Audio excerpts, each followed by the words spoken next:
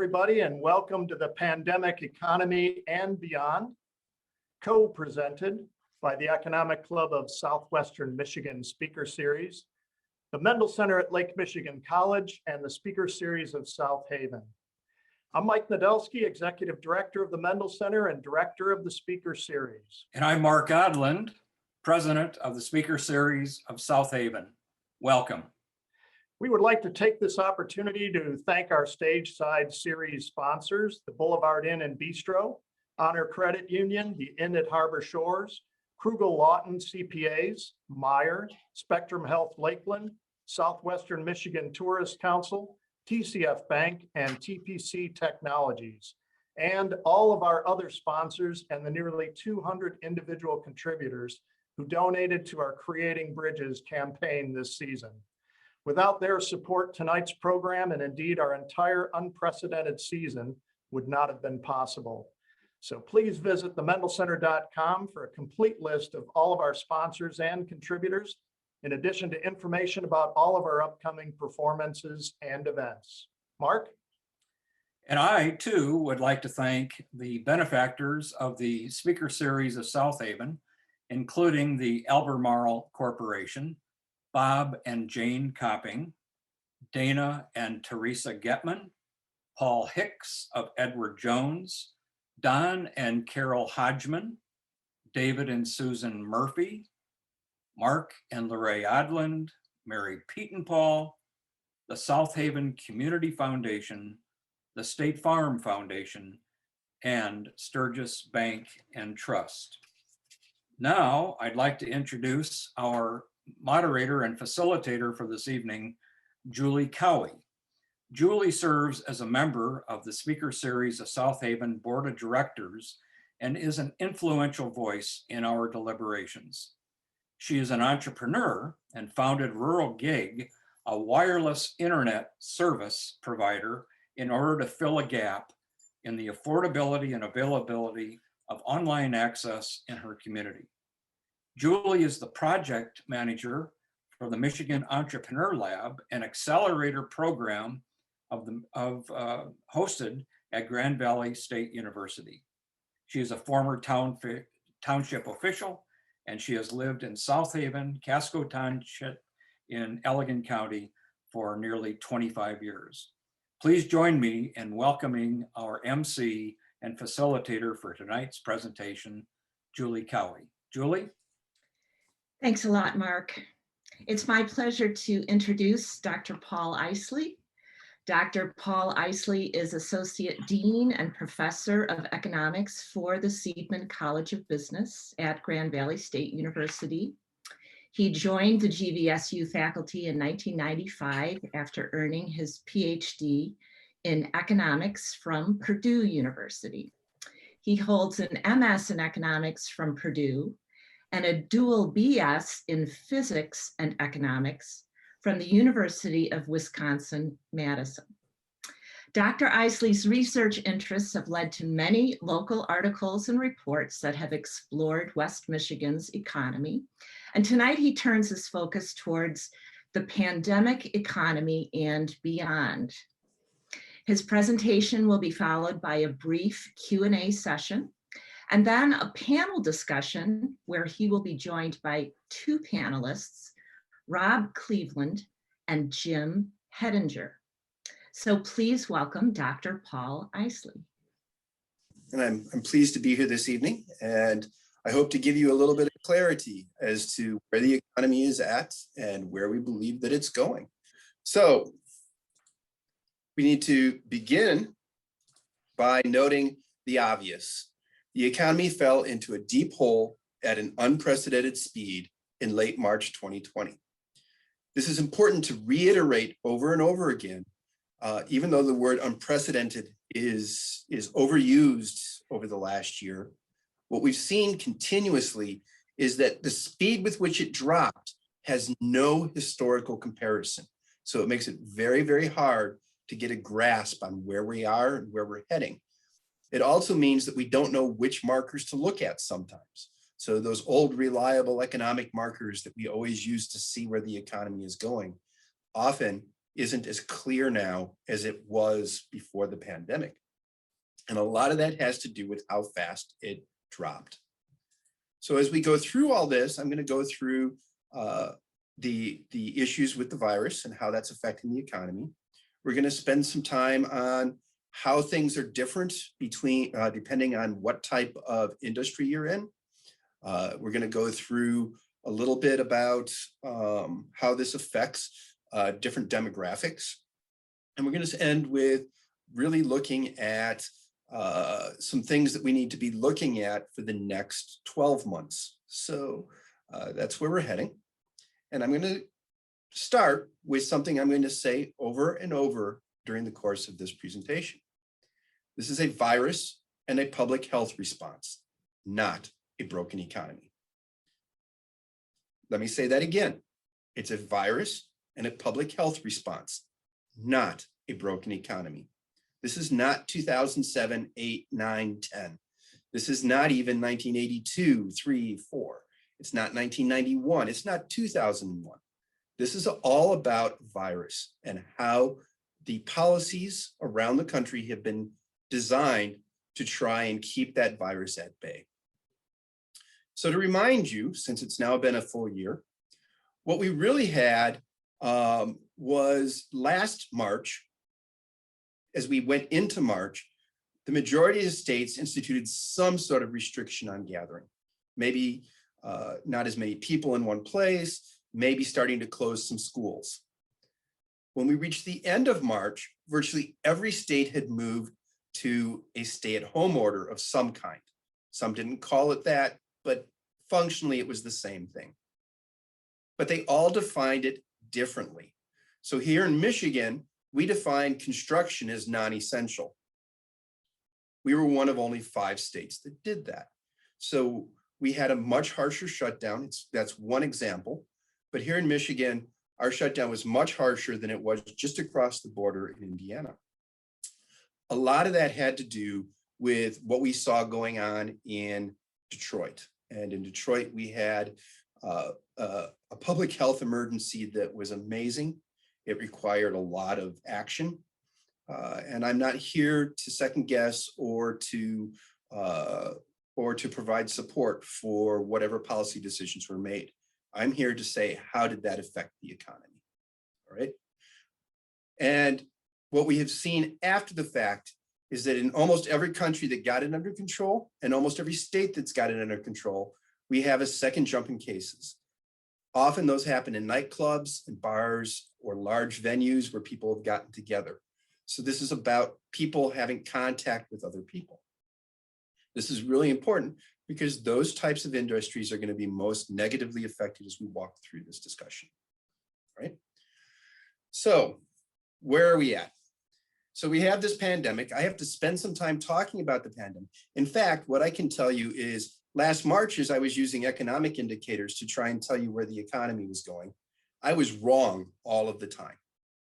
I then had to spend several weeks learning how to model the virus and learn from my epidemiological friends. After that, by the time I got to the middle of April, my projections for the middle of summer for the state of Michigan were not off by very much at all. And that's because we were now using the virus to model the economy, not the economy to model the economy. So here, the orange, you can see here the orange. This is the United States. So you can see that first part here where we had a increase in cases. And then we have this second bubble during the summer. And many people call that the second wave. Lots of press call it that. In reality, it's not a second wave. It's the virus moving across the country. So if you think about this, in March, those of us in the Northeast were inside because it was cold. And as it went into spring, we went outside. Then as we get into the middle of summer, everybody down south went inside because it was too hot. And so they started to have outbreaks. And then again, when it got too cold, people in the north came back inside and we had this peak in November.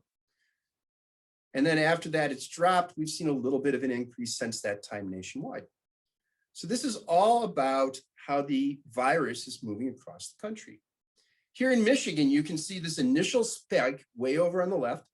And that's where we had that problem in Detroit that we had to shut down hard for.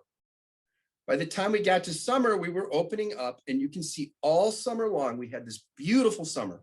It was beautiful weather. People were outside. They were enjoying eating outside. They were enjoying businesses outside. And the virus was very much at bay. Then we all came inside in the fall, and lo and behold, we had this big spike. And then it started to drop. And now we've had this second spike that we've all heard about. So I want to make sure we talk about that, because that's really going to tell us what this summer is going to look like. You'll notice here I'm using hospitalizations. I like hospitalizations when you can use them, and they're only useful at the state level, really.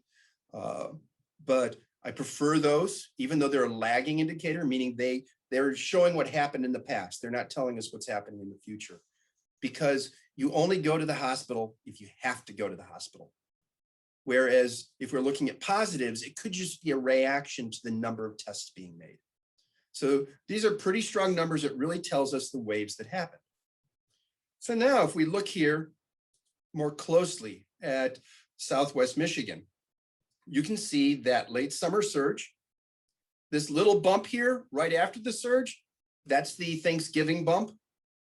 Then this little bump way over here, just around the first of the year, that's the holidays bump. Then you see another little bump right after the beginning of February. That's schools reopening and the beginning of the opening of restaurants. And then we start to see this next piece take off. There's a lot of indications that next piece is about the new virus from the UK. But look at this.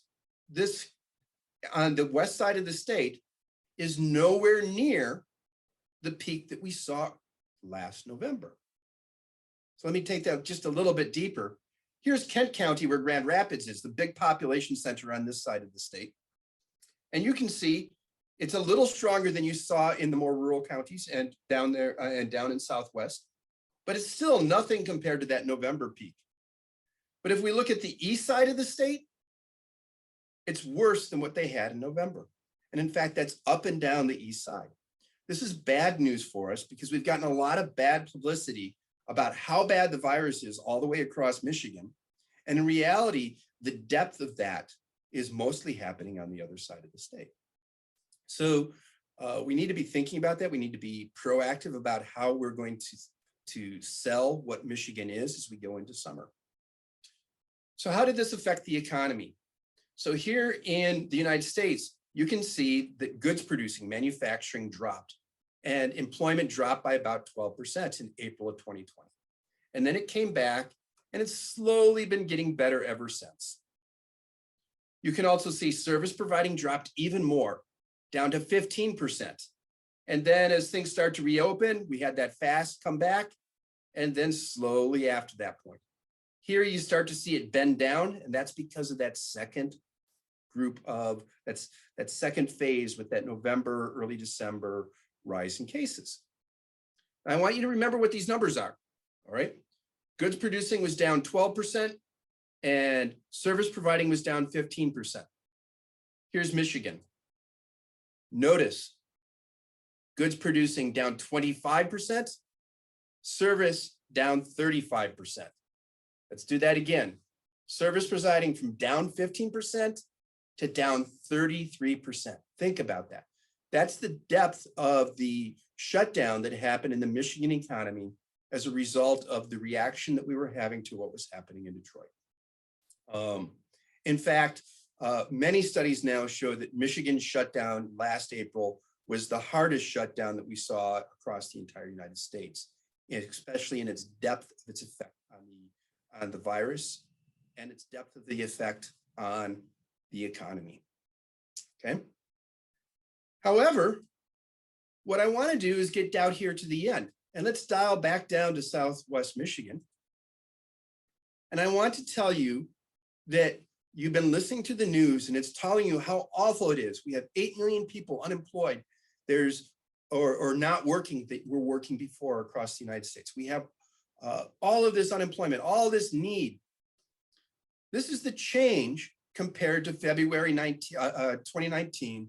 See, I have a typo. February 2020 to February 2021. I'm sorry. So it's 20 to 21, 19 to 20. Okay. So just before we had the shutdowns to now. And what we can see is the total employment in Berrien County was down not very far, but your average wage is up 12%. Some of that's because your low wage workers working in fast food industries and things like that have stopped. But we can also see the average hours worked went up.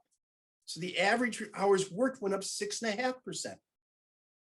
So if we look at those total hours worked per week in Berrien County, it's down only 5,000 hours, 0.3%.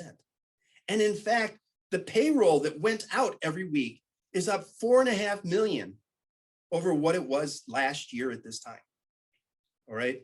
So even though we have a lot of people who are unemployed or a lot of people who aren't working that were working last year, the hours have increased, the pay has increased, and that's actually increased people's incomes who are working to more than what was being made before the shutdown. That's amazing. This is not a broken economy. This is a virus, and the virus is keeping some people from working, and other people are having to pick up the slack and work more hours. All right. So we have massive government stimulus. So in reaction to the shutdown, the government shut down the economy in order to snuff out the virus. So they provided stimulus to bring the economy back. And I often find that people don't understand the magnitude of this increase. So I want to make sure you see this because it's not small. We've never, ever, ever seen something like this. In fact, over the course of the year, we have about $5 trillion in additional stimulus between last April and this April. A little bit less that was actually spent, but that's the amount that was authorized. The US government spends about $4.5 trillion every year. So they increase their spending by more than 100%. The last time that happened in 1 year was during World War II. All right. So how does that look? This is disposable income. This is the income that individuals get after taxes. All right. And you can see it's slowly rising over time. And in fact, if I took this back to the beginning of its series, it slowly rises over time. All right. Until April of 2001. Remember, we had shut down the economy. 40% of restaurants were closed. 80% of venues were closed. 60% of bars were closed. The economy was shut down. Here in Michigan, it was hard to do manufacturing or construction. But people's incomes jumped because of all of the stimulus money coming out, the $1,200 checks, the extra $600 a week in spending, in unemployment benefits. And you can see that that lasted all summer and was just getting eaten up near the end of last year. People were still earning what they would have earned on average before. So there are some people who are completely devastated by this. And there are other people who are doing really, really well. And when we look at them as a whole, even at the end of the year, we were still running with disposable income on par with what we would have expected if there had not been a virus. This next little bump is that first set of checks that came out from the December stimulus bill. You will see another jump bigger than this one in March and April of this year from the stimulus checks that are coming out now. All right. So what did people do with all of this money? Well, they saved it. So we can see here, this is annualized. So don't think of this as $6 trillion in savings. This is if we saved at that rate all year long, we would save an additional $6 trillion. But what I want you to see here is that the level of savings here compared to the end of summer, we doubled the amount of savings that people had. That's an extra $1.5 billion, excuse me, 100 to 150 billion dollars. It's hard to be an economist. We have billions, trillions, millions, thousands. We got to keep them all separate. So what we see here is that the savings went up again, and a lot of it got spent pretty quickly. We'll see that savings go up again with this next set. And people go, wait, that's just more wealthy people. And indeed, more wealthy people have done better than more challenged people. But even the bottom 25%, we're seeing more money in their checking accounts in December than they did in February. So we had a ton of stimulus. That stimulus has resulted in a lot of savings, and it's really cocked the economy to shove us forward as we go into the second half of this year. All right. This is not a broken economy. Because of all that stimulus, look at this. These are mortgages 90 days late. It's nothing like we saw in the last recession. All right, nothing. The last recession, we saw tons of mortgages going 90 days late. We're not seeing that now. Are we going to have an uptick in foreclosures at the end of the year? Probably. We're probably going to see that because there are people who should or who are reaching a point where they should be foreclosed, and that's going to get delayed by the changes in the laws. But we're not generating lots and lots and lots of people here. This is going to be case by case basis. It's going to be more sporadic, and it's not going to be systemic like we saw in 2007. This is not a broken economy. This is a virus and the response to the virus. Another way to see that, over the last recession, this is U6. So you'll hear U6 a lot. Janet Yellen likes U6. And what this is a wider measure of unemployment. So we have that headline unemployment that happens, which is nice. It's a number that everybody understands. This one adds in people who aren't really unemployed, but they're not working as much as they want to. And it adds in people who've given up looking for work, so they're not considered to be unemployed. So the number is always a little bit higher. In fact, 9%, 8% is not a bad number for this. Last recession, we crossed 11.7% on this U6 measure, so unemployment above 11.7 during the end of 2008. It took 72 months for us to drop below that again. This time, 8 months. So much fiscal money, so much money from the government kicked in that it just basically whiplashed us back. So we're still elevated. There are still people hurting, and I don't want to negate that. But the total amount of money we have in this economy is really enough to supercharge us as we go into the second half of this year. So to start to see the haves and the have-nots, one place that we need to look very carefully is manufacturing versus services. So depending on whether you're on the manufacturing side, that goods producing side, or on that service producing side, tends to be that differential as to how you view this economy. Okay, so if we look at that manufacturing side in your area of the state, we're really looking between 23 and 25% is on this good producing side. All right, that's huge compared to the rest of the country. And here we can see, as we went through the end of 2019, that manufacturing sector in Southwest Michigan and West Michigan was in a shallow recession.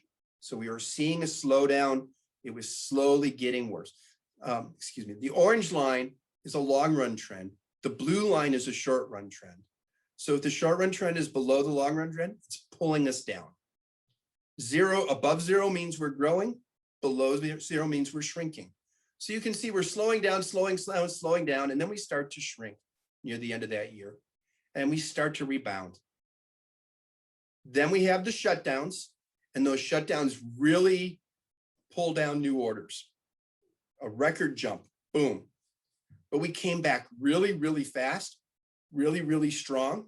And now even the 12-month moving average is at our 20-year average. So what we're seeing is that rebound in new orders. We were a little worried about it right at the end of the year In December, we saw those orders slow down and we're like, what's going on? What's going on? Well, it looks like everybody got to the end of the year and they were just exhausted and they took the holidays off. And when they came back, they made all those orders that they stopped making at the end of the year. So it really created this supercharge here coming into the new year. All right. So here in manufacturing, it's mostly out of the hole. It's really out of the hole in production. And if it weren't for supply chain problems, getting stuff from the ports to here, there's a stack of ships out there in the ocean waiting to get into port to send stuff to our manufacturers so that we can turn them into things. And that's slowing things down. But in reality, we have fewer people, but we're producing a lot of stuff right now. The flip side of that are restaurants. So these are national numbers. So I'm going to give you the national numbers because I know that you have local numbers coming a little bit later. But here's your year-over-year change in sales. And across the United States in last April, we dropped 50% year over year. And here in Michigan, we had 40% of local restaurants closed. Okay. Over the course of the next 2 months, they started to figure out takeout. And over the summer, we had 18 to 20% of our local restaurants closed. What do we mean by closed? They're closed when in March, the beginning of March, they were taking credit card transactions. And now they're not. The number's a little bit off because we have things like Grubhub, where if you use Grubhub swipes the credit card, not the restaurant. But nonetheless, we're looking at 18 to 20% closed at that point. Okay. Now we're in this last phase out here, and we're running between 25 and 30%. So it's close to 30% here in Michigan, and it's between 20 and 25% in Indiana.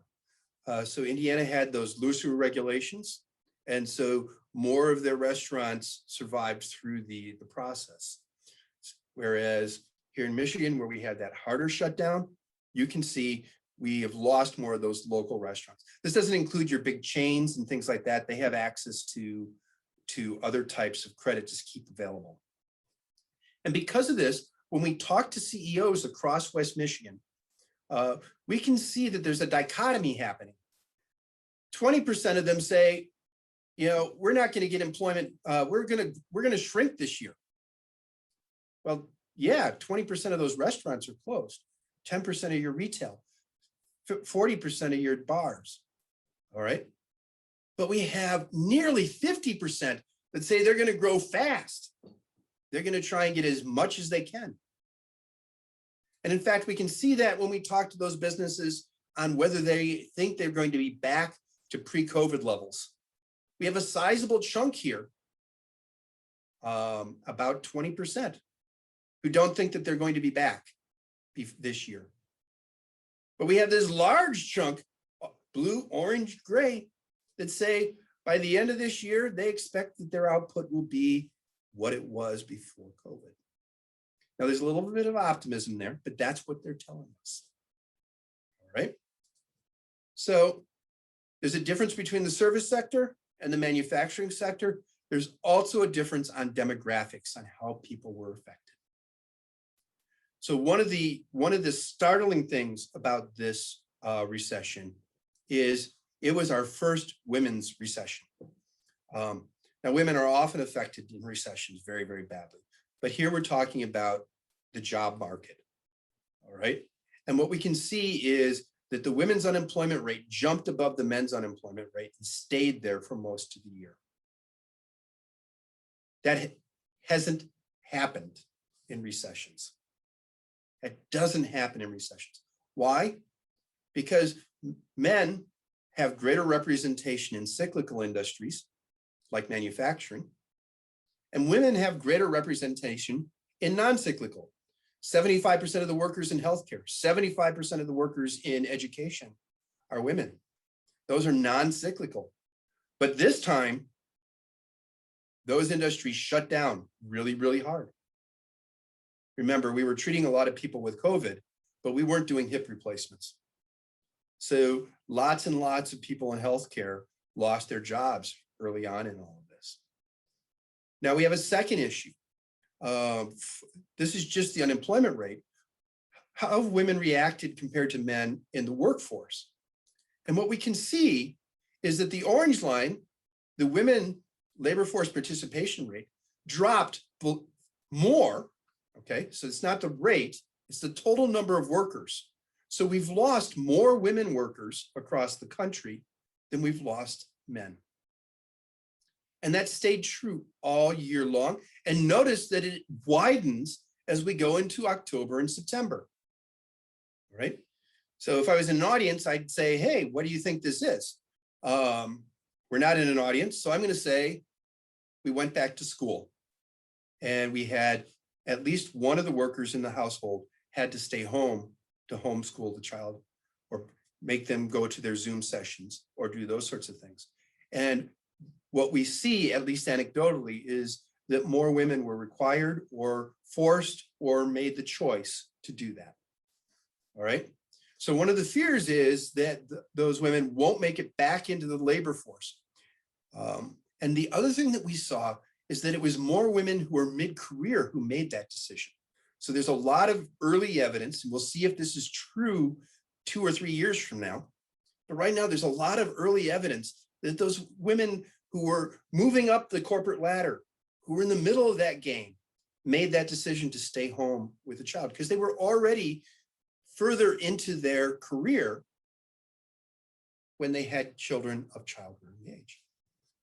So it's affected that pipeline within corporations. There's a lot of fear how that will happen. I'm a little heartened here as we see March, where we start to see women coming back into the labor force faster than men. And so I'm really hopeful that we don't see this long-term effect where women find it harder to come back into the labor force. That will hurt our economy and will slow down our recovery. But we don't know that yet. We can also see here in Berrien County that those younger workers are more likely to be women, more likely to be African-American or Black, and more likely to be Hispanic. All three of those groups have a greater exposure to the service sector. We see that they have an outweighed participation in leisure and hospitality, in healthcare, in education, in government services. And here in Berrien County, you can see that you have more people over the age of 55 in workers, not people, workers, than you do under the age of 29. In the county where I'm sitting in right now, Kent County, the reverse is true. We have more young people than old people. In fact, that's one of the reasons why this second COVID jump is happening faster here in Kent County than it was down in Berrien County, because we have more young people wanting to go out and socialize, and they're young enough to think that it won't hurt them. So this is really important to see, because this means it's affecting people at the beginning of their careers. And if we think about this as a virus, not a broken economy, we see that the second shutdown that happened in November, where we again went to not being able to eat in a restaurant, you can see that between November and December, that November number would have been taken just before we shut down the restaurants. The December number would have been right in the middle of it all. You can see there's a big drop in the number of workers in leisure and hospitality.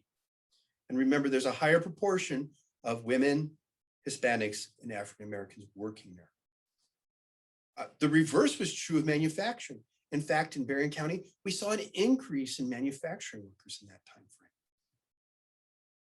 If you can isolate from the virus, you see less problems. All right, so now we're going to get into a little bit of the future cast and see what that looks like. So what I want to talk about are interest rates and prices. I'm going to start by saying there's a lot of disagreement across the economic profession right now, what's going to happen here as far as magnitudes. There's very little disagreement. The prices are going to be rising faster than they would have, and interest rates are going to be higher than they would have been. Where the disagreement is how big is that going to be? All right, so I want you to know that as I walk through what I think is going to happen, because remember, I'm one voice, and we'll talk a little bit about the breadth of voices. So why do we think that things are going to change, prices and interest rates? And why do I talk about them in the same voice? Well, the Federal Reserve gets to decide. Is it going to be an increase in interest rates, or is it going to be an increase in prices? They can change monetary policy and affect those two levers. So I don't know which will go up because it will make differences to how the Federal Reserve reacts. But we know the Federal Reserve has already told us they're willing to let inflation go a little bit higher than they normally do in order to bring those minority workers back into the workforce that they were forced out of because of the recession. All right, so we already know that before we start. So there are three reasons why you might see prices going up, right? One is it costs more to make stuff. This is construction materials, and you can see that year over year, we started to see jumps in prices. We have really high construction costs right now. A lot of that has to do with some weirdness in the lumber market that will start to go away near the end of this year. But it is higher, and it's going to stay higher. Think about the next thing. We're talking about infrastructure spending. So if it's hard to find a contractor now, and we're going to do infrastructure spending, think about how hard it's going to be to find that contractor after we start that. So what we're seeing right now is these input prices go up. The producer price index jumped this last month. And that was month over month. We don't want to compare year over year, because year over year is looking at, last March and April, which are not good comparisons. But compared to last month, we're already seeing big jumps. And a lot of that has to do with the fact that we have a lot of production going on, and the supply chain's not able to keep up with the fact that we're all sitting at home, ordering stuff online and having it come to us. We also know wages are going up. All right. We already showed you that big change in wages, hourly wages that we saw in Berrien County, 12% year over year. Part of that's not the same worker versus the same worker, but even there we're seeing 4% and 5% increases. We also have minimum wage adjustments that people are talking about. So I want to just help you see this a little bit. Historically, that minimum wage in the 50s and 60s was running about $10 an hour, with as high as about $12 an hour.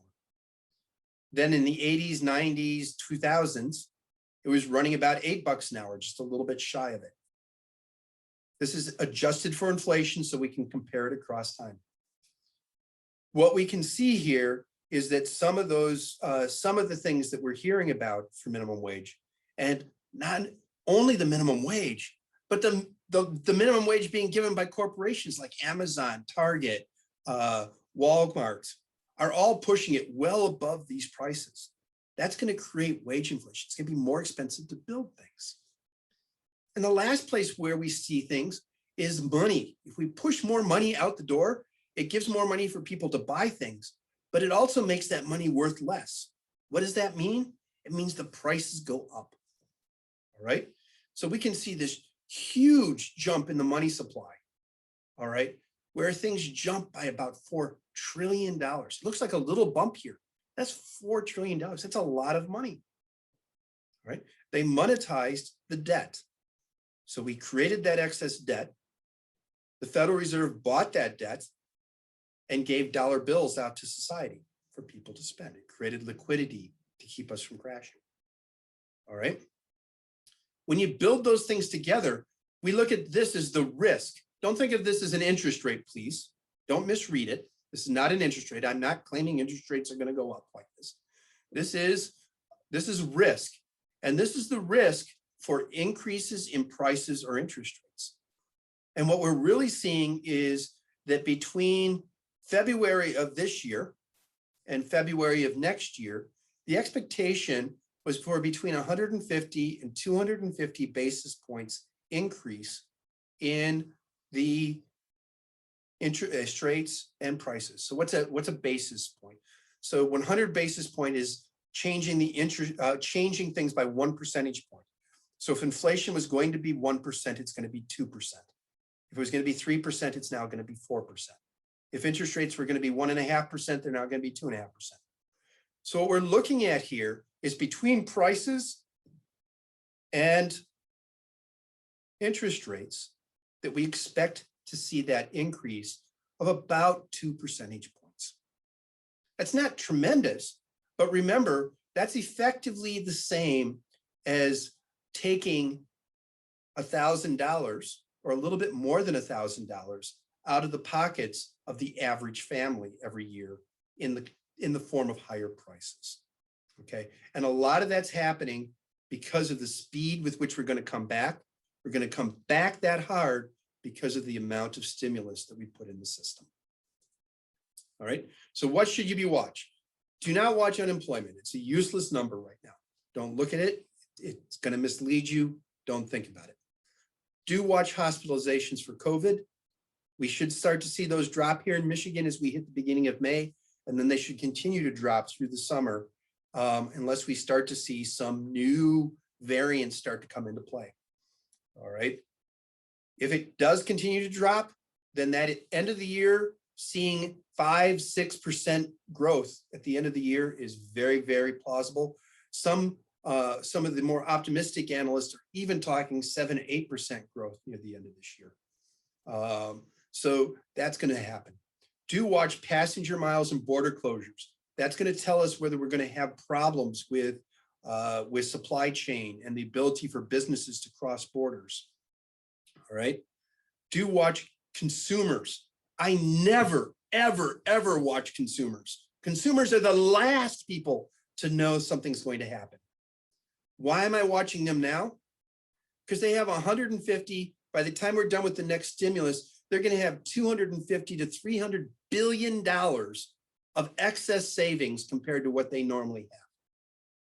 And if they get really excited and they go say, hey, I feel safe, I'm going to travel, I'm going to do things, they're going to spend that $300 billion really, really fast. And that's going to start adding a lot to the growth of the US economy. So I am watching them very, very carefully. They are already showing a willingness to spend. We're already seeing jumps in consumer spending. People are getting optimistic that things are going to slow down. They're a little nervous right now because we have such high numbers here in Michigan. But I think in the next few weeks, we may be in for consumers going, let's hope. All right. So I just want to remind you about the race. The race is dealing with vaccination. So basically, if we're using masks or we're socially distancing or we're doing some other form, if we start getting up here in that 50% range for young people, then we'll really start to see a dent start to happen. It won't be herd immunity. That doesn't happen to a higher level, but it will really put a dent on how fast the virus can move around. And that should be happening sometime here in May. And we have a chance, although it's looking more fleeting now, because we're already starting to see the number of vaccinations drop here in Michigan, week over week. We have a chance of reaching that herd immunity sometime this summer. But I'm not really focused on that. I'm really focused on getting more people vaccinated results in the economy being able to open faster and not having to worry about these other shutdowns that might have to happen. All right, so where are we at? The US and the Michigan economies will likely reach pre-COVID levels in the second half of 2022 or early 2023. There are some counties across West Michigan where we will actually cross that this year yet. So it won't even be the second half of 2022. There are counties like Ottawa County, maybe northern part of Allegan County. Your county is looking like it may actually be early 2022. We're looking at really good numbers, provided we continue to see this drop in the rates that we hope for in the summer. All right, so that brings me to the end of what I have prepared, and hopefully we have some good questions. Thanks so much, Paul. I got my second shot this week and that made me optimistic, but this made me even more optimistic. So thank you for your great overview of the economy and especially the dynamics in Southwest Michigan here. So we are happy to see those questions in the Q&A box. Keep them coming. I'm going to get right to it. Here's the first one. With so much money pushed from the government during the pandemic, what concerns should we have with debt in our country?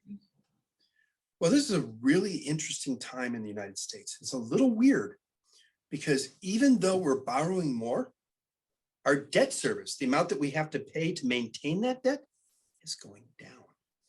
And the reason is that the debt that we're retiring from 10 years ago and rolling over again is coming in at a lower interest rate. And so even with the increase in spending that we have over this year, we expect that the amount of money we have to pay to maintain that debt will actually drop for the next several years. It's a very weird time. We're borrowing more, but having to pay less to maintain it. Where this will be a problem, or where we need to be thinking about this, is the systemic debt that happens as we start getting to the second half of this decade. So as we start getting out, this will give us a little less powder as we start to have to worry even more about Social Security, Medicare, Medicaid, whatever the healthcare program looks like as we're 10 years from now. Those things will all be more expensive, and those will all be beyond what the workers are able to pay for. So it's that systemic debt that we're worried about. What we do know is that the prices will be a little bit higher in the 2020s, and the interest rates will be a little bit higher because we did this, but it's not going to break things, and it's not going to break the nation in the short run. We should be looking at how do we solve those systemic problems 10 years out. Okay, thank you. We've got a slightly technical one here. It won't be a problem for you. Do you see modern monetary theory as having anything to offer in explaining price rises over the next 3 years?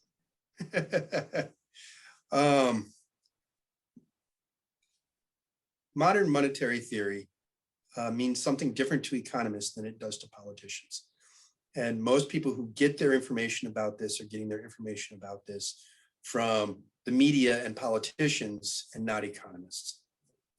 So what we do know is that there are parts of modern monetary theory that are correct and are important. And it tells us that, yes, we can borrow a little bit more than we thought we could borrow, but it doesn't give us carte blanche. So I think that modern monetary theory and the misapplication of it by politicians has a greater effect on prices because they will use it as an excuse to ramp up spending even more than the sweet spot. Economic growth has a nice sweet spot. One thing that Americans forget is one of the reasons why we grow faster than other countries is we have a nice balance of government and corporations. And if it gets too far out of whack, it hurts us. We have a ways to go on either direction before it starts to hurt us. But if we make really bad choices, it could.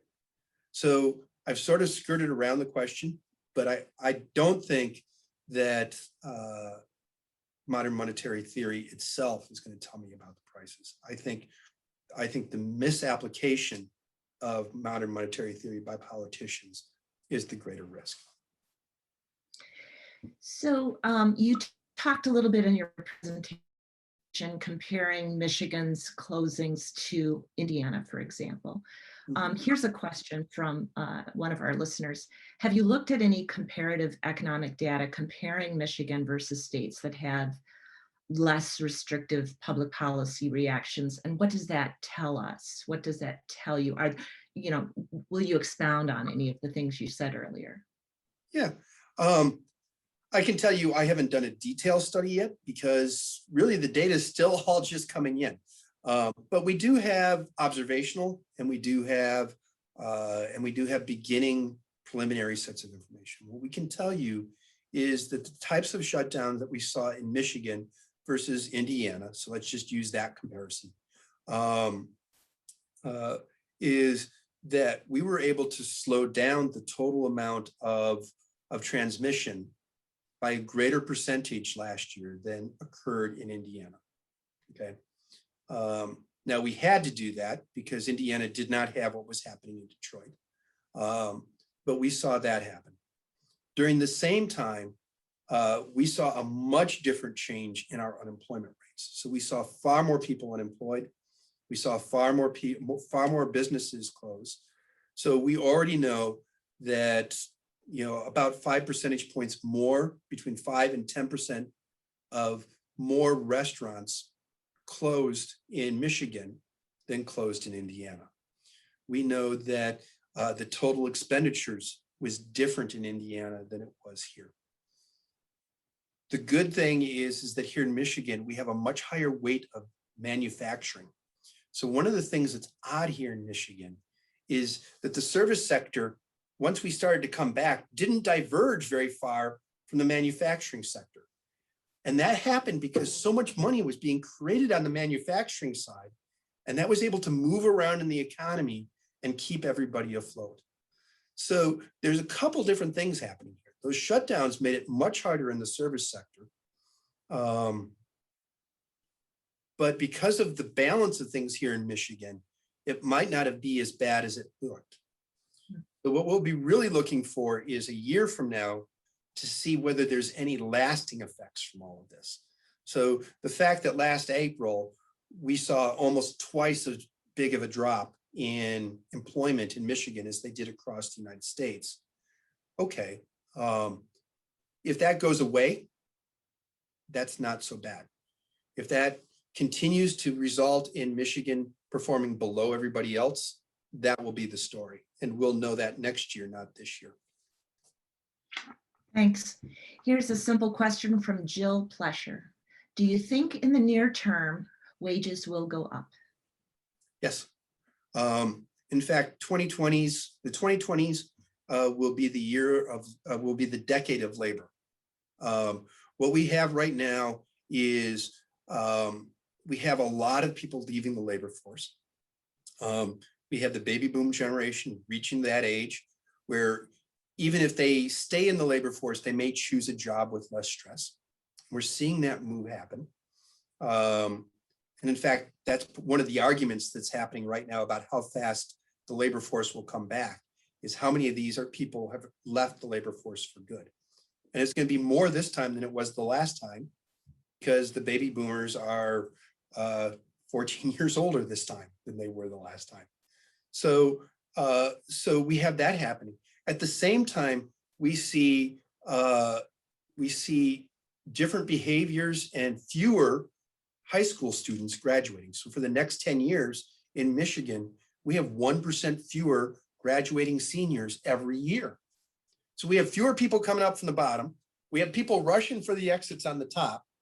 That's going to result in fewer and fewer workers in between. So what we know is that that's going to give labor a lot more power until we start to figure out ways to shift using technology. So we're seeing some of that already, and some of that was sped up by the pandemic. So one of the places where it's obvious now is in banking. So one of the things that you're used to seeing is tellers. You go to a bank and there's a teller.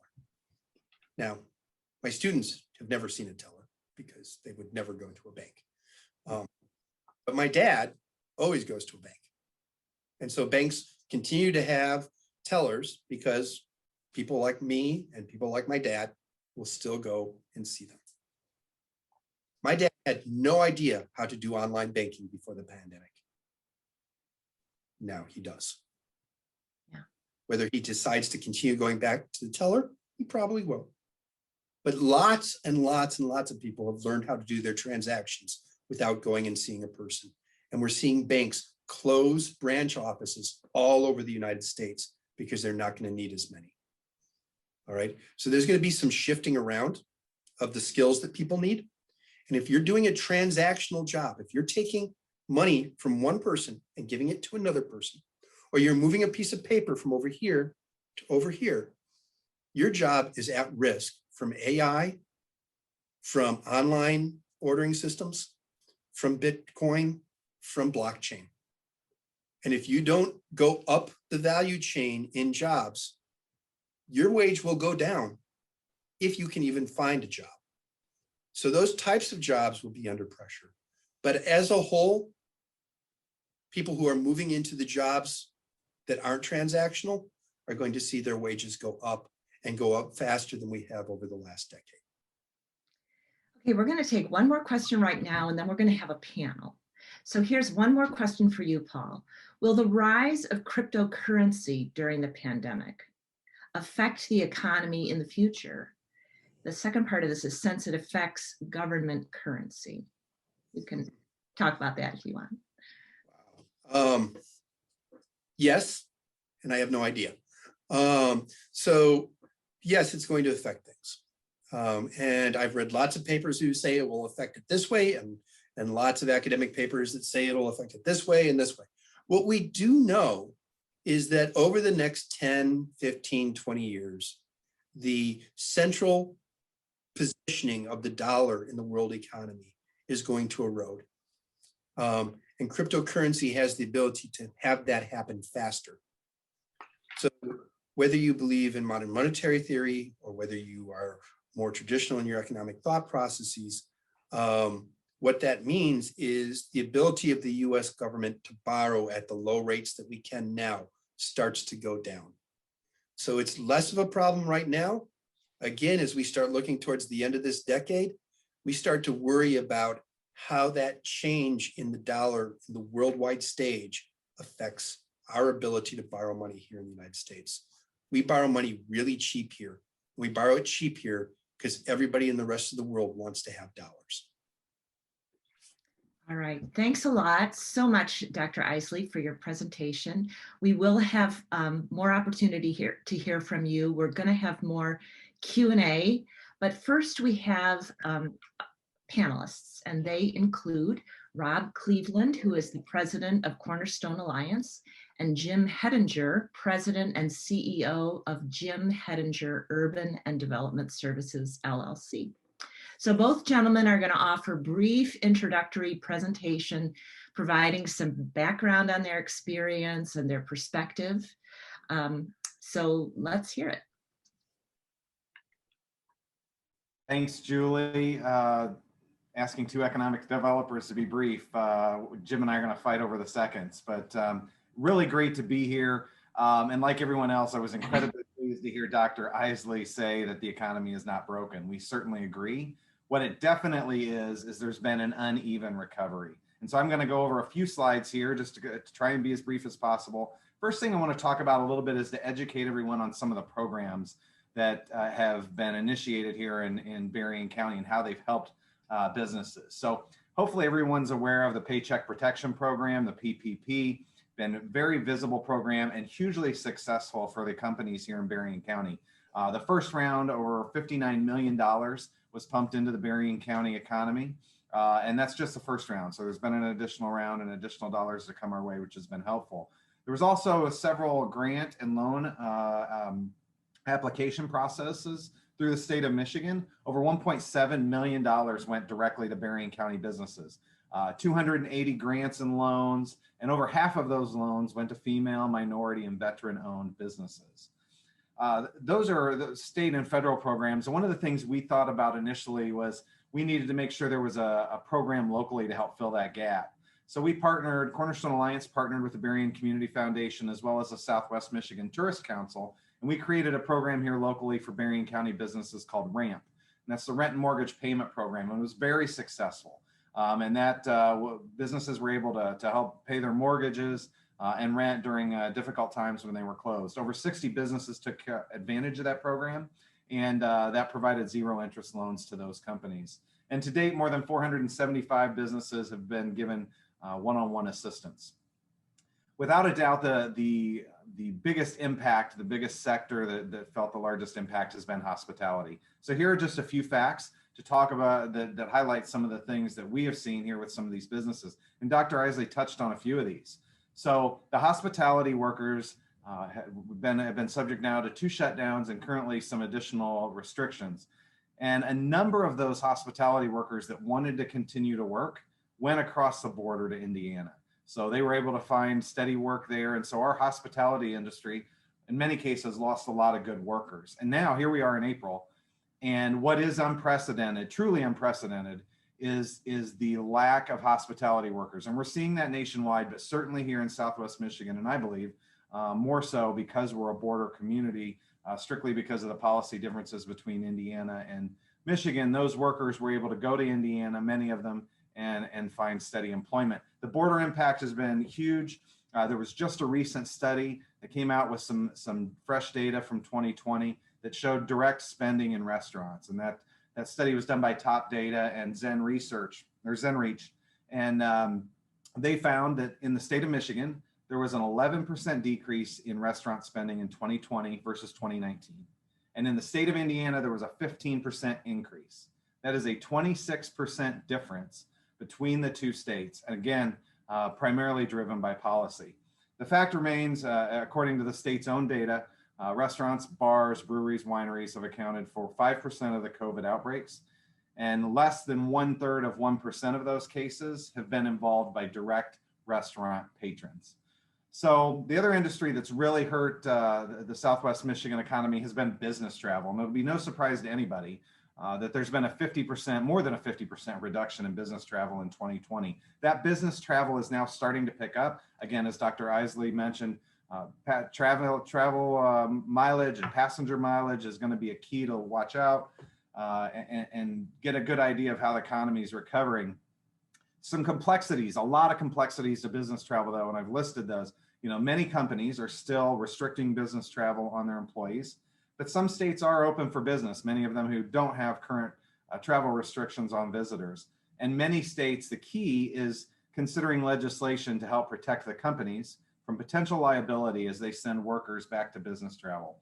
And last thing on this slide, you know, the state of Nevada is by far the nation's leader in conventions.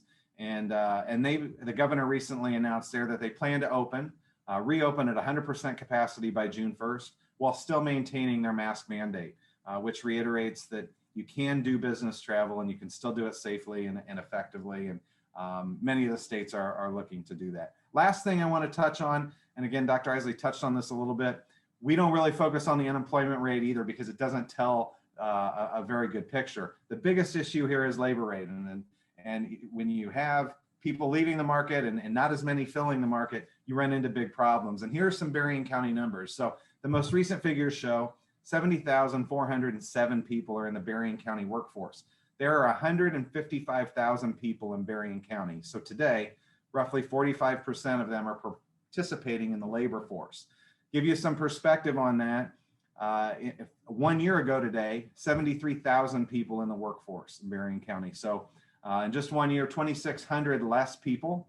And then over there on the right, you'll see historically, our number has really taken a beating here recently. Approximately 80,000 people in the workforce in 1990 and in 2000. After the Great Recession in 2010, still had about 75,000 people in the workforce. And as recently as 18 months ago, again, 75,000. So we've lost 5,000 people from the workforce. Significant loss, obviously, and we're seeing a huge impact on the hospitality industry. I hear it from every day from companies. I hear it every day from residents. Everywhere you go, there are help wanted signs. And so we got to do what we can to increase our population in Southwest Michigan and really start to influence policy to stop incentivizing people to stay home. So Julie, thanks for the time. I appreciate it. Thank you, Rob. And by the way, for more information on our speakers, please go to themendelcenter.com/events and visit pages 12 and 13 of the online 2020-2021 season playbill. So now we're going to hear from our second panelist, who is Jim Hettinger. Jim? Good evening. I want to first of all thank Mark Odland for inviting me to participate in this. I've been doing some consulting work in West Michigan for about 10 years now. Prior to that, I was the president and CEO of Battle Creek Unlimited for some 30 years. And that is where I made the acquaintance of Mark Odland. And I'm pleased that we're still together some 30 years later. I'd like to talk a little bit about density issues because they are very relevant to the COVID situation, as well as adaptive capacity. How well we adjust to the new normal is going to determine a lot about our economic future. And in the course of that, I think it's important to talk about infrastructure a little bit. We're talking about infrastructure funding, and as a result of that, in the political process, the word infrastructure achieves a great deal of elasticity, but that may be relevant for what we face here in the future. The issue of people density is very important to West Michigan. And when I talk about people density, I mean people dense situational infrastructure. That may be your community's annual fireworks display, or harvest a festival or something like that, or trying to get people to go into the downtown or spend money. It's situational because it's temporary. It may involve closing a street or having extra law enforcement or something like that available so that people can enjoy themselves in these situational infrastructures. Permanent infrastructure is the thing that economic developers talk about all the time: water, sewer, gas, electricity, and increasingly telecommunications. And I'll address that a little bit later on. Back to the situational density, though, for a section of the state that depends so heavily on tourism, we are going to be challenged to adapt to possibly somewhat relaxed public health measures, but I think you can count on the mask mandate continuing for a while, as well as social distancing.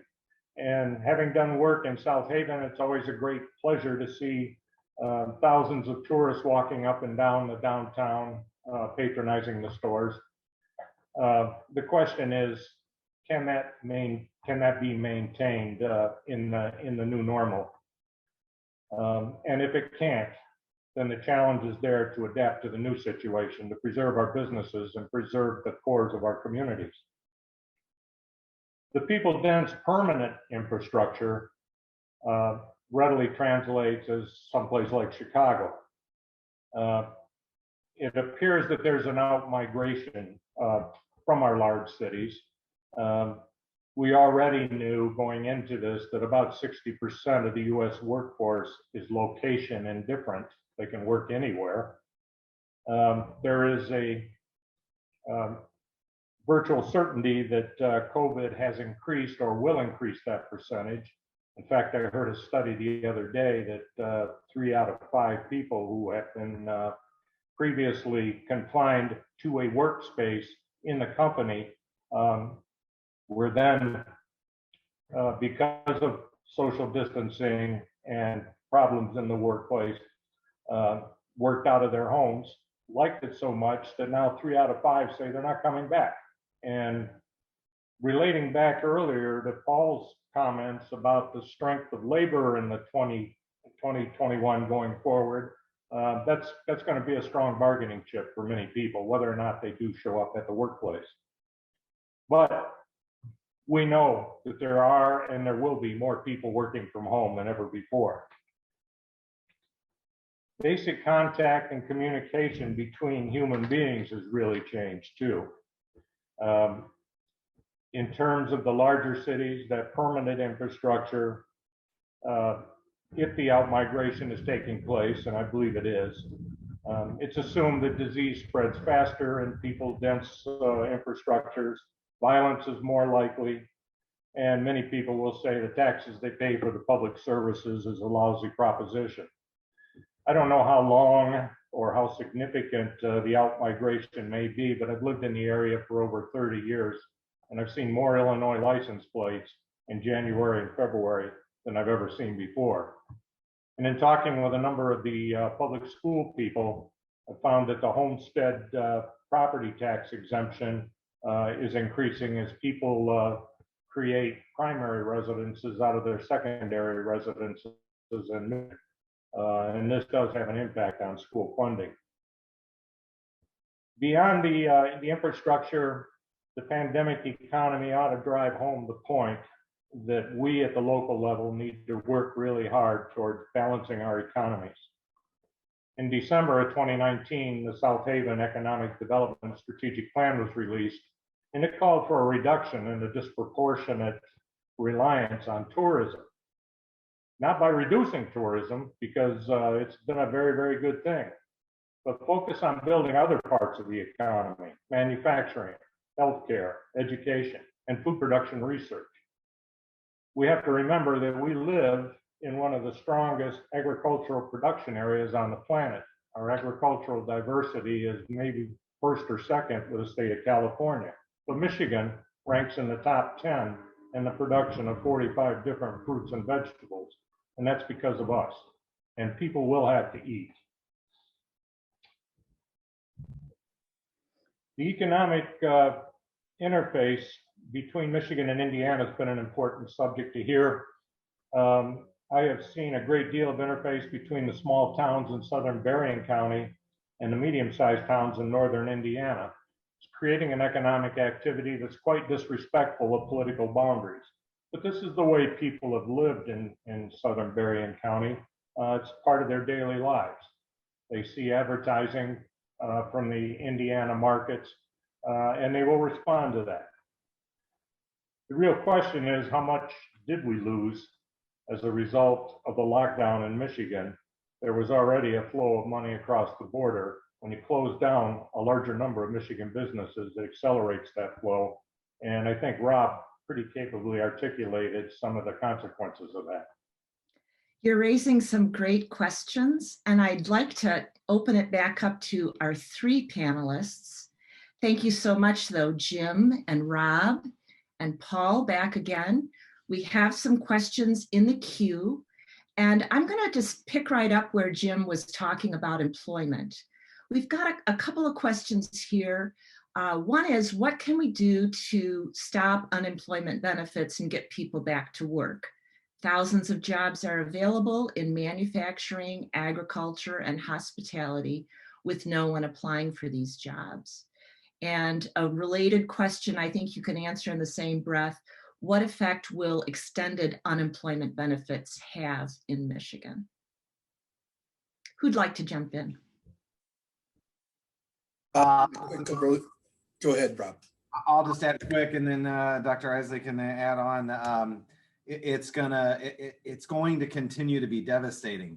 I cannot overstate the challenge we're having. And I was in a room full of business leaders today of every economy sector. And the most telling aspect of that was one of the general managers said, short staffing is the new pandemic. And that is true. And if you've been in a restaurant recently, you have two options. You can be nice and you can wait, or you can be angry and you can leave. And we're going to continue to see that. The only thing that can change is at the federal level. The state of Michigan has stopped their extended benefits. Unfortunately, the federal benefits go until September 4th, which coincides with the end of the Southwest Michigan busy tourism season. So people will not be incentivized to go back to work until September until something changes at the federal level. That's the only way I see a change happening. So we certainly are seeing many people who say it's enough for me not to go. Certainly part of the reason they did it was to convince people they didn't need to go back to work so that we didn't spread the virus. But what we do have here is a situation where businesses are being forced to find new ways to do business, find new ways to use technology, find new ways to do what they were doing before with fewer workers. This is speeding up that transition that I was talking about, where transactional workers are going to not find jobs when they come back, because we can't afford to wait for them to come back at the end of September. So this particular piece feels really good right now to a lot of those people, but it's going to have a hangover on the other side. Let me ask a different question, but also about employment, again, from one of our attendees who is using the Q&A button. Keep those questions coming. How will people working from home currently affect the economy? How do you think this will affect the economy beyond the pandemic, and how does internet access affect this trend? Wow. I'll leave the internet access to everybody else because that's really an economic development piece. But What we do know is that people will be coming back to offices, not to the extent that they have, but they will be coming back to offices. The managers want them back. The creative workers have to come back because it's that synergy of working together that creates a lot of new cool ideas and creates growth in the economy. So when you talk to CEOs, they want people to come back. The CFOs are telling us 10 to 15% won't, and that there might be some more hybrid type stuff going on. What this is an interesting opportunity here in West Michigan. I'm a little bit farther north. We have a little bit more furniture stuff. Right now, there's a lot of people waiting. The commercial real estate is frozen. Well, people wait to figure out what that new work setting is. So what used to be 5-year leases are now 6-month leases, as people try to wait it out and figure out what it's going to be. And that's going to be an opportunity in furniture 2 or 3 years from now. When we figure out what it is, it's not going to look like what it is today, and people are going to need different furniture. But it's going to be a drought until we get there. We've got a great question related to our lakeshore community here. How can we expand the value of our harbor towns and encourage more boating as a way to grow the economy? And I'd also like to invite all three of you to talk a little bit about the kind of tourism economy we think we might have this summer.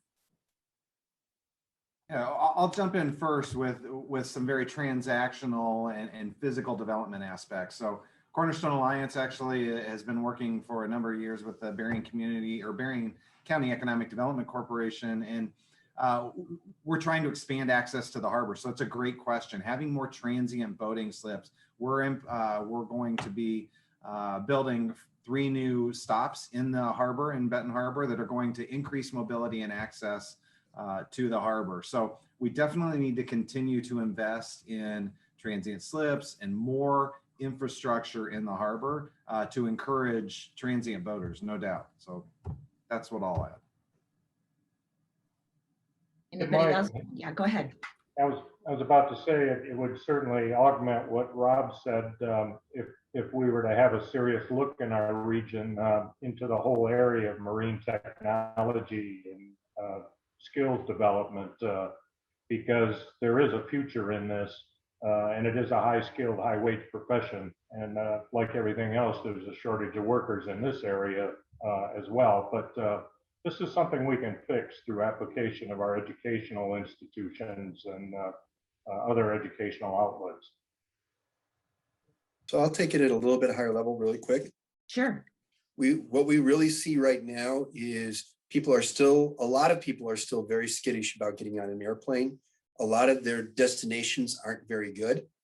And what we have here is driving distance from a lot of population centers. And we have beautiful, beautiful, beautiful lakeshore all up and down the West Coast. What we have to do is make sure we take advantage of that so people come back the next time. Because what we have is we already see Airbnbs already 2 months ago up and down the coast. We're already filling up and almost filled. That's spilling out into hotels. It's spilling out into the ability to restaurants to take off. So we have to be looking very actively at it, and we have to be looking very actively at how do we take advantage of the people that are trying us out for the first time so they come back. Let me ask a question that might not strike us as fitting into the pandemic, but just building on what you just said, as much as you have talked about negatives, what do you see as positives, such as climate refugees? Listen, that's a great question. And I think a really good point is Dr. Isely and Jim have both talked about, the economy is not broken. And as an economic developer, we prefer to see the economy working at 100% or even 110%. So it's working at 90%. And so we're just working on tweaking that additional 10%. But it is real. So there's tremendous positives. As Dr. Iceland mentioned, wages are up, hours are up. The challenge with that then becomes that every employer is worried about burning out the people they have now. But our busy season is upon us. I'm certainly advocating, just like the chamber and the rest of our groups here, we need to open up loosen some of these restrictions. We have wedding season coming and those kind of banquets and outdoor settings, and we need those kinds of opportunities for our businesses. But the prime season is upon us, and there's a lot of optimism. So hopefully it hasn't all been seen as negative. There's a lot of really strong things about our economy.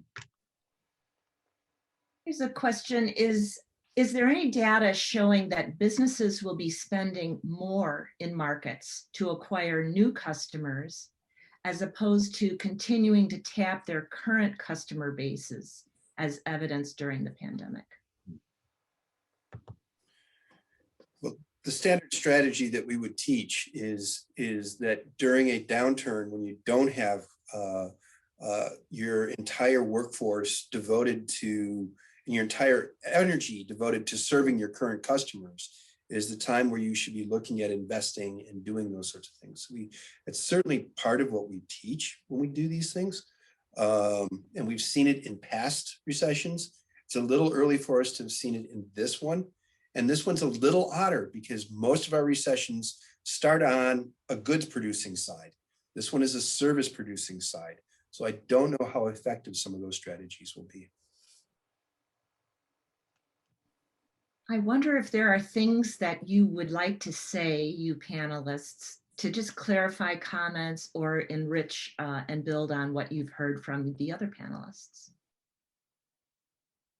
Well, I think that, you know, we've talked about telecommunications a bit here, but I think it's a big player in our future for a number of reasons.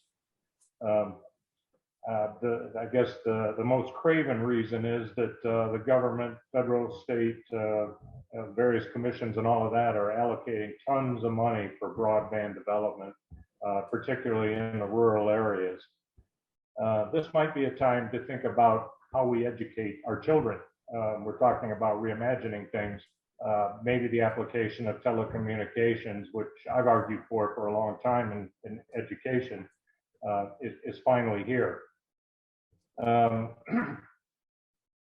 There is a great deal of concern, or I think potential at the other end. Cities now have the opportunity to operate smart grids, which affect things like meter reading and law enforcement. It may be a contributing factor to how we continue to reimagine law enforcement in this country. But in order for telecommunications to work, everybody needs access to be educated, to be informed, to do business with the government, etc. It's going to take a ton of money to do this, but it looks as though there's a willingness to spend it. I think that's a really fair outcome of sitting in our homes and trying to figure out how to make everything work for a year, right? I don't know how we can be 90 minutes into this presentation and nobody has asked about the stock market. But Paul, I'm going to ask you, can you talk about the stock market and the pandemic? Please. Yeah, well, the first thing to remember is the stock market doesn't mimic what we call the real economy, so that goods and service producing economy, because there's lots of other things that are moving around in it. But what the stock market saw, as we went through last year, was that pile of stimulus money was going to keep us out of a lot of trouble as far as a deep recession that would have cascaded. And certainly if we had done nothing last April, that would have happened. So they saw that. They've seen that interest rates are going to stay low for the next year, that the Federal Reserve is going to keep greasing that ability for them to get money for the next year. And they're betting on that by betting the stock market up. So the expectations for this growth, I mean, I want people to understand the end of this year, unless we have really, unless the virus really turns ugly, if it follows the trend, the most likely trends that we're hearing about, the end of this year is going to be off the rails, crazy, fast, hot economy. And that's what the stock market is looking at now. They're looking 6 months down. The question is it a sugar high resulting in the crazy little my toddler, after the sugar high, they crash. So we need to be watching for that. So we need to make sure that the systems we have in place, the economy we have, the businesses that we have are ready to keep running the second that sugar high wears off. So we're watching that. We're watching that very carefully. And the stock market is watching that. So right now, it's good news. It should be good news for the rest of this year. Next year is when we'll get to see whether we got it right. I'm going to stick with the good news. I want to thank all three of you for contributing to such an interesting evening talking about the pandemic and our economy. I want to thank you, Dr. Paul Iceland, our panelists, Rob Cleveland and Jim Hettinger. I want to thank our sponsors, our contributors, our presenting organizations, and most of all, I want to thank all of the participants listening in online, watching, for your time, your attention, your thoughtful engagement. I'm Julie Cowie, and it's been a pleasure serving as the MC and moderator tonight. Thank you so much for joining us. Have a great evening.